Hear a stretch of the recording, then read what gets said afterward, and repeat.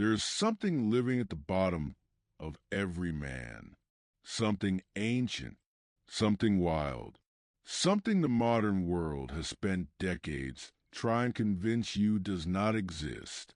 They called it toxic. They medicated it.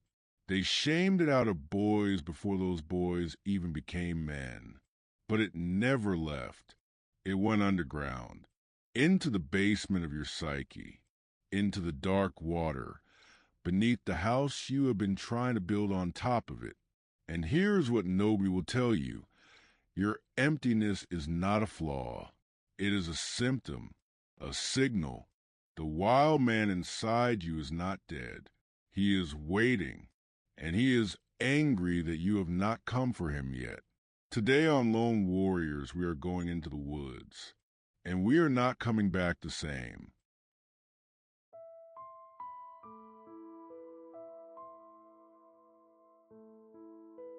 In 1990, the poet Robert Bly wrote the book called Iron John. It did not read like a self-help book. It read like a warning. Bly described a figure he called a wild man, not a savage, not a monster, a deep masculine archetype that lives beneath the surface of every man, primal, instinctive, powerful, and completely ignored by modern civilization. In the story, a young prince discovers a hairy man locked in a cage at the bottom of a lake. The king warns him, stay away. The court warns him, stay away. The whole kingdom has decided that this creature is too dangerous to release. But Bly's message was this: that caged wild man is you, and the kingdom that told you to stay away is the modern world. Every system around you, the schools, the media, the culture, was designed to keep that cage locked, to produce men who are compliant, domesticated, manageable, and it worked. Look around you. Men who cannot make a decision without asking for permission. Men who have traded their fire for comfort. Men who scroll through other people's lives because they are too hollow to build their own. The wild man did not disappear. He was buried, and you have been living on top of his grave, wondering why nothing feels real. Let's be precise about what spiritual emptiness actually is. It is not sadness. It is not depression.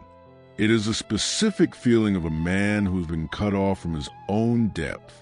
Most modern men have never even found their core. They have been handed a script. Go to school, get a job, find a woman, buy things, be grateful, and they followed it. And then one day they wake up at 30 or 35 and feel nothing. Not pain, nothing, because nothing was ever real. Robert Bly called this the sibling society, a culture where no one grows up, where men remain boys because there are no elders to initiate them, no rites of passage, no moment where a man looks at another man and says, "You are ready now. Go." Without danger, loyalty, competence, and honor, a man does not know who he is. And then there is the dopamine economy. The modern world has engineered the most sophisticated sensory trap in human history. Pornography, social media, alcohol, gambling, fast food, every one of these is a counterfeit version of real masculine experience. They give you the feeling of conquest without the cost, the feeling of connection without the depth. That is spiritual emptiness, not the absence of God necessarily, the absence of yourself. Bly said you cannot capture the wild man if you are too scared to go into the woods. And most men are scared, not of physical danger, of themselves. Going into the woods means confronting the parts of yourself the world told you to hide. Your anger, your hunger, your darkness, your capacity for intensity that the domesticated world labeled as aggression. Carl Jung called this a shadow, the rejected parts of the self that get buried in the unconscious. And Jung's warning was this: what you do not integrate will control you from the darkness. The man who never faces his shadow does not become peaceful. He becomes hollow, driven by forces he cannot name and cannot understand. But when a man consciously goes into the woods, when he chooses to face that depth rather than run from it, everything changes. Marcus Aurelius wrote his meditations as a private war journal, a man wrestling with his own nature daily, not suppressing it, engaging it. That is what made him powerful.